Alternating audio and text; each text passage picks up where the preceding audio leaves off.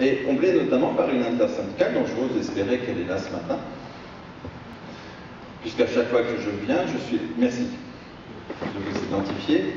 Je suis précédé d'un communiqué de presse, d'un communiqué aux travailleurs, qui est tout à fait intéressant. Alors, ce que je vous propose, j'imagine que chacun d'entre vous, vous avez reçu cette bonne nouvelle, ce communiqué de votre intersyndicale daté du 7 novembre et communiqué le 8 novembre pour notre réunion du 9 novembre, qui correspond d'ailleurs au 30e anniversaire de la chute du mur de Berlin et de l'annexion de la RDA par la RFA.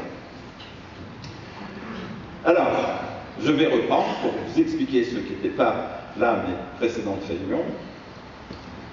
Je vais reprendre la prose de l'intersyndicale, dont je crois savoir par ailleurs que le bras armé qui a tenu le crayon n'est autre que mes confrères, notamment mon confrère hollandais. Alors, on nous dit la chose suivante. Nadia, je te laisse ce qui concerne l'association, et je vais répondre qu'à partir du 3e lieu. D'accord. On nous dit la chose suivante. En 3e lieu, alors bien sûr, je rebondis sur ce document, hein, c'est pas pour faire une guerre entre les uns et les autres, la seule chose qui compte, c'est l'intérêt des travailleurs, mais pour vous réexpliquer le dossier, c'est intéressant de montrer la différence de perception entre l'intersyndicale et l'association citoyenne. Alors on me dit la chose suivante. En 3e lieu, pour tenter d'inciter les salariés à engager une procédure au prud'homme, le courrier de l'association, du 28 octobre, affirme des choses fausses, voire mensongères, et passe sous silence les conséquences d'une telle procédure. À travers l'association, on m'accuse de dire des choses fausses, mensongères. On peut dire des choses fausses qui sont mensonges, mais là, c'est vraiment volontaire, je fais des mensonges. Maître Brun est un menteur. Il faut avoir du culot. Alors, on nous dit, pour démontrer mon propos mensonger, comme vous le savez, le versement de l'indemnité transactionnelle que vous avez reçu, des choses quand même acadabrantesques qu'aurait dit mon ami Jacques Chirac, c'est assez extraordinaire. Vous avez touché, sauf un salarié, c'est peut-être régularisé maintenant, une indemnité prétendue transactionnelle, mais vous n'avez pas le contrat de transaction. J'ai jamais vu ça. Comment c'est possible? Et je vous lirai tout à l'heure le courrier de l'un d'entre vous, bien sûr je ne donnerai pas de nom, sur les conditions dont vous avez signé cette transaction, on y reviendra tout à l'heure. Mais bref, continuons. Comme vous le savez, le versement de l'indemnité transactionnelle a pour contrepartie l'engagement de votre part à renoncer à agir devant le Conseil des prud'hommes contre les mandataires, liquidateurs et les AGES.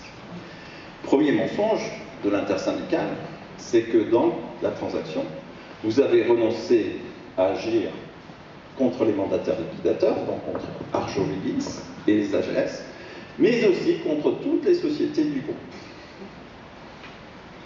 Vous comprenez pourquoi aujourd'hui l'intersyndicale ne vise pas à engager une responsabilité contre Antalis, qui est pourtant l'auteur de la fraude. Parce qu'on vous a fait signer à chacun une transaction par laquelle vous renoncez à agir même contre Antalis et le groupe. Extraordinaire. Qui ment? Pas moi. Nos avocats, Kanda et Hollande, ont confirmé qu'en cas d'engagement d'une procédure au prud'homme, les mandataires liquidateurs seront en droit d'exiger le remboursement immédiat de l'indemnité transactionnelle perçue. En outre, selon ces mêmes avocats, les chances de succès d'une action au prud'homme seraient très faibles. Mais vous vous rendez compte? On dit tout et son contraire. Si mon propos était mensonger, vous n'avez aucune chance de gagner au prud'homme. Aucune. Et là, même les avocats de l'intersyndicale nous disent, mais il y a quand même une chance de gagner. Certes, faible. Ça veut dire que je ne mens pas. Vous voyez, même entre les conseils de l'intersyndicale et l'intersyndicale, on ne dit pas la même chose. Alors, on poursuit. Donc, vous voyez, d'un propos mensonger, vous n'avez aucune chance. Pour Maître Hollande et Cantat, vous avez quand même une petite chance. C'est génial. Contrairement à ce qu'affirme le courrier de l'association, donc, contrairement à ce qu'affirme Maître Brun, les mouvements de fond intervenus entre Antalis et Arjowiggins papier couché, s'ils sont effectivement illicites, le mot est fort, illicites, nous sommes d'accord avec l'intersyndicale, et constitutifs d'une faute susceptible d'engager la responsabilité de ces sociétés, sauf quand vous a fait signer une transaction par laquelle vous renoncez à engager toute action en responsabilité, et de leurs dirigeants, en particulier M. Lépard, ils ne caractérisent pas une fraude. Et vos licenciements ne sont pas frauduleux. On nous dit qu'il y a un manquement illicite, grave, susceptible d'engager la responsabilité du groupe et des sociétés du groupe, et l'instant d'après, on vous dit que ça ne s'appelle pas une fraude. Je vous rappelle quand même. Ça, on est sur le cœur du dossier. Je vous rappelle qu'ont disparu entre le 27 novembre 2018 et le 4 janvier 2019. Je vais faire large parce que je n'ai pas tous les éléments du dossier, mais à coup sûr, entre 5 et 22 millions d'euros. La période en cause s'appelle la période suspecte. C'est-à-dire que quand il y a eu le dépôt de bilan devant le tribunal de commerce, le tribunal de commerce a identifié une date de cessation de paiement. La date de cessation de paiement, c'est le 15 novembre 2018. Et donc, bien entendu, pendant cette période suspecte, ça ne veut pas dire qu'on ne paye pas ses créanciers, mais on n'a pas le droit de payer les créanciers qui savent qu'on va déposer le bilan. Et à qui les seuls transferts de fonds qui ont été effectués l'ont été au profit d'Antalis pour 5 millions d'euros et pour 12 à 17 millions d'euros pour une société qui s'appelle Arjowiggins Sourcing, où il y a eu une compensation entre les créances dues les uns aux autres. Sauf que c'est pas comme ça que ça aurait dû se passer, la compensation est également illicite. Arjowiggins Sourcing aurait pu payer ce qu'elle devait à Arjowiggins papier couché, et Arjowiggins papier couché ne devait pas faire cette compensation. Si ça ne s'appelle pas une fraude, c'est pas une simple faute, c'est pas une simple légèreté blâmable. Le groupe savait parfaitement, puisque c'est eux qui ont conduit votre société au dépôt de bilan, votre groupe savait parfaitement ce qu'il faisait. Les conséquences de cette fraude, je pèse mes mots, c'est même une infraction pénale, c'est dire, si c'est plus qu'une faute, simple faute, c'est une infraction pénale. C'est curieux, il n'y a pas d'action, on envisage des actions contre M. Lépard, il n'y a pas d'action pénale pour l'instant. Ben non, on vous a fait faire une transaction. Alors, les conséquences de cette affaire, c'est que depuis juillet 2018, les conséquences ont été terribles. Depuis juillet 2018, il y avait des négociations de reprise avec un groupe qui s'appelle Finesca. Négociations extrêmement bien engagées selon mes informations. Et que, c'est pas moi qui le dis, et que les mandataires, lorsqu'ils écrivent au juge commissaire pour être autorisés à transiger, les mandataires écrivent dans leur requête, qui a été validée par le juge commissaire, donc c'est une parole d'évangile, c'est désormais une parole judiciaire, écrivent, contrairement à ce que dit l'intersyndicale, a eu pour conséquence immédiate, devant l'exigence d'Antalis de sortir du périmètre de la cession ces 5 à 22 millions d'euros, devant cette persistance à exiger ce retrait de la cession envisagée, a eu pour conséquence le retrait de Finesca. Le retrait de Finesca, c'est la disparition de votre entreprise et de vos emplois. La conséquence immédiate, ça a été vos licenciements à compter du 12 avril ou du 16 avril 2019. Vous appelez ça une simple faute, messieurs de l'intersyndicale? Non. Et quand vous écrivez un peu plus loin dans votre communiqué que le mandataire écrit l'inverse de ce que je viens de dire, je reprends ce qu'écrit le mandataire au juge-commissaire. Ce projet a également retardé le remboursement de ce qui était dû à Antalis, le cessionnaire potentiel ayant fait part de sa réticence à ce que le périmètre à acquérir soit grévé de ses montants. C'est parce qu'il y a eu cette exigence d'Antalis et d'Arjo Trading Sourcing d'obtenir le paiement de ces sommes que Finesca s'est retiré. C'est pas Brun qui le dit, ce sont les mandataires judiciaires. Et curieusement, dans le communiqué de presse, au communiqué adressé aux travailleurs hier, on dit l'inverse. On ose encore venir dire l'inverse.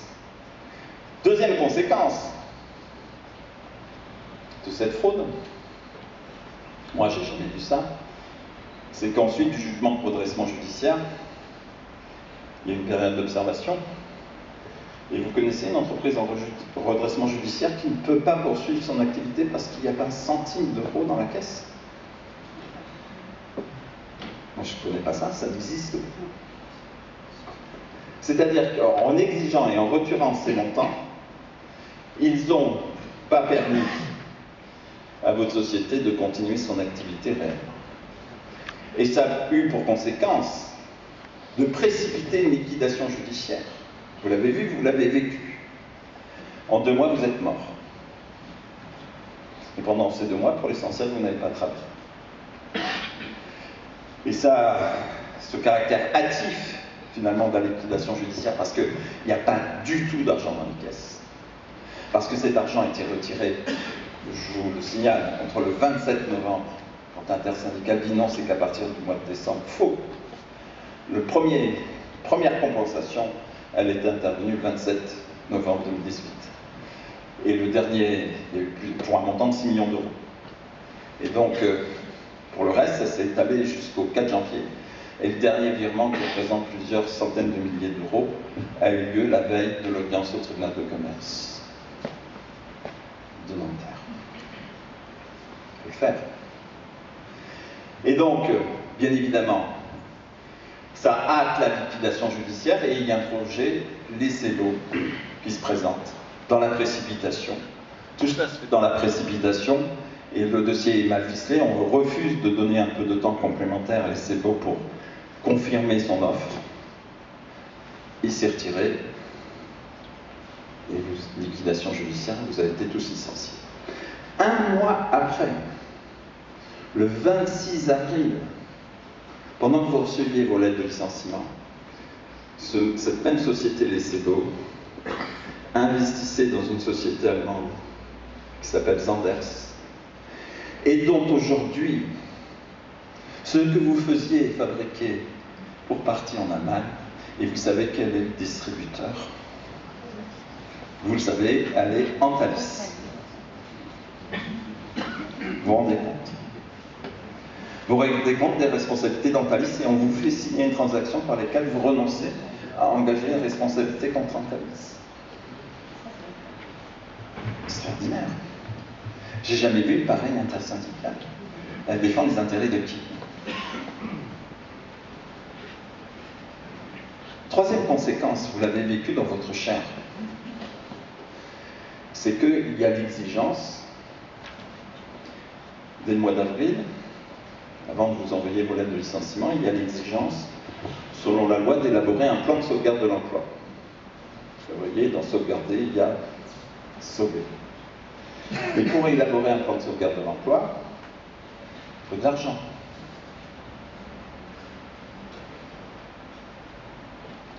Et la validité du plan de sauvegarde de l'emploi s'apprécie en fonction, jusqu'au papa de Thomas, s'apprécier en fonction non seulement des moyens de l'entreprise, mais dans une entreprise en liquidation judiciaire, en général, il n'y a pas d'argent, mais aussi en fonction des moyens du groupe. Sauf que depuis Papa Hollande, et son fils putatif Emmanuel, alors ministre de l'économie et des finances, une loi d'août 2015 est venue dire que désormais